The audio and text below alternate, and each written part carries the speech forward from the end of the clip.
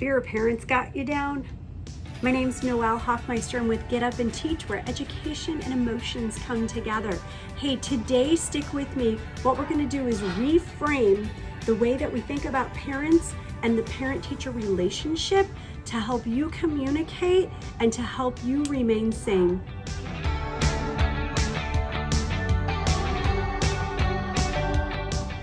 So let me start with a little story about my first years in teaching.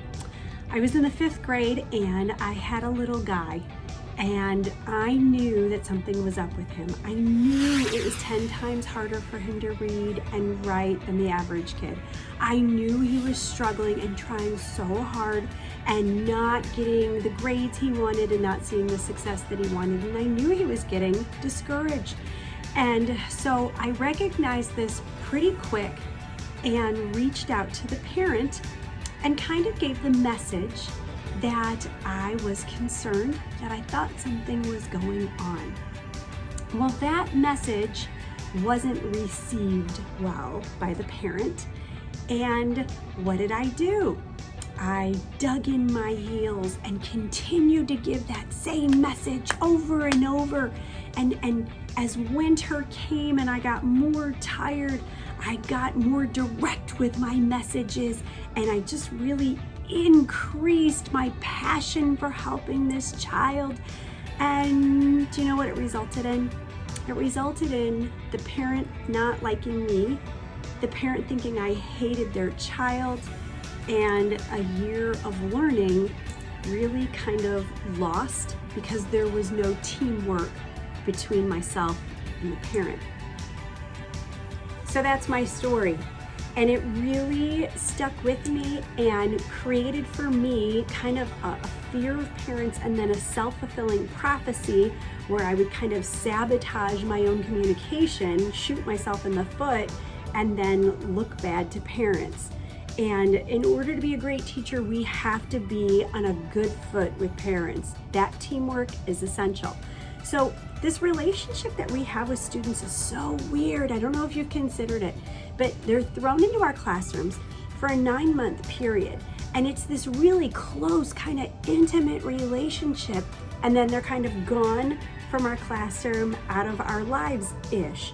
But those 9 months are super critical. And while we're with them for that period of time, we often notice things that we want to tell parents. Let's call it a message.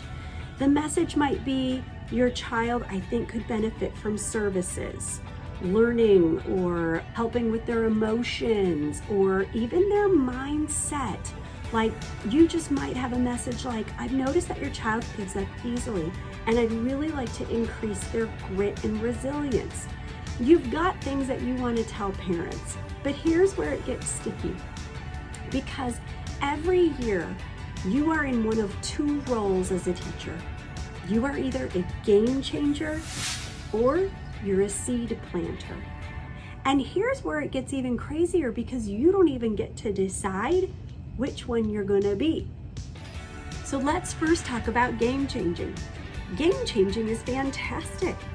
Game changing, we reach out to parents, we communicate a message through an observation we made in class.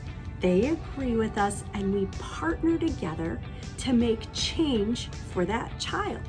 There's all kinds of ways that we change the lives of students. And really, this is what we got into education for, is to be a game changer, is to be an advocate for children, to fight for them. That's why we're here. But we don't always get to do that role. Now, a little disclaimer here.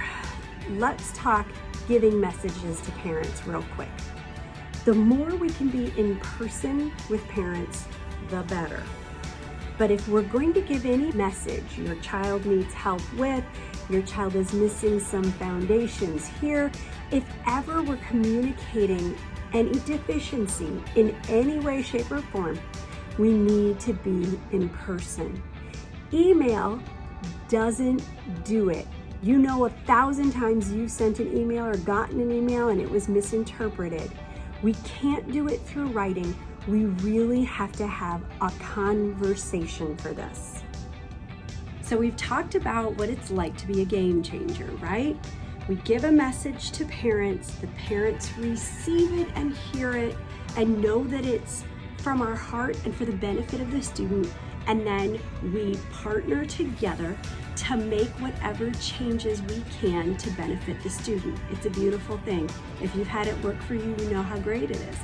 Now, let's talk about when our message isn't received well, when we're the seed planter. So with seed planting, we've contacted the parents and they come in. We're gonna talk with them.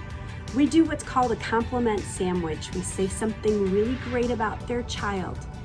Then we give the message that we think their child may need some support in something, and then we give another compliment, a different compliment. There's plenty of good in every child to find 2 compliments. Now, here's what you'll do. After giving the compliment, you'll say something to the effect of, "But I see something that I think would really help your child this year." Now, you're gonna watch for the way the parent reacts. The best teachers, yes, really great at classroom management and love children. Yes, good lesson planners and good lesson givers and all of that. But really, the best teachers aren't just experts at their content, they're experts at people. And so we're gonna study that parent and watch to see how this message is received. If you get a,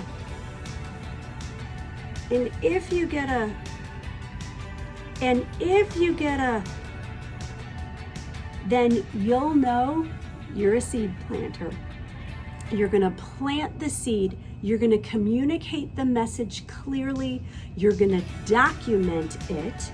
Then you're gonna know that the next move is for the parents.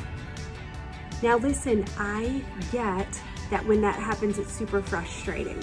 We are in this job because we love kids and want the best for them. But what happens sometimes is that we let our passion get the best of us. And this is really where the social emotional learning comes in for us teachers, is that our passion overrides our logic. And sometimes what will happen is we'll keep pushing and pushing and pushing that message.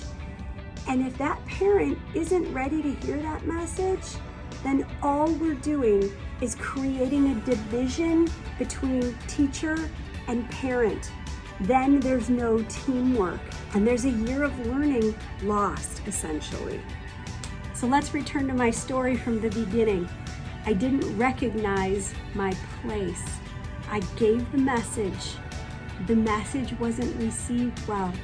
I was a seed planter, and all I needed to do was give the message. But I pushed and I pushed and I pushed, and I let my passions and my emotion outweigh my logic. And I sabotaged a parental relationship because I needed my message heard. We have to know who we are in the year for the child. We have to know our place in the child's life. We may not always be a game changer, and that's okay.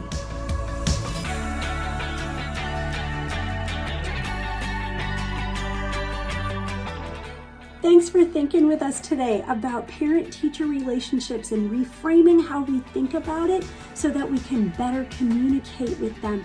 Hey, there's a free PDF in the description just for you. So go ahead, click on the link. Don't forget to like and subscribe and tell your colleagues we love education and emotions, and we'll see you next time.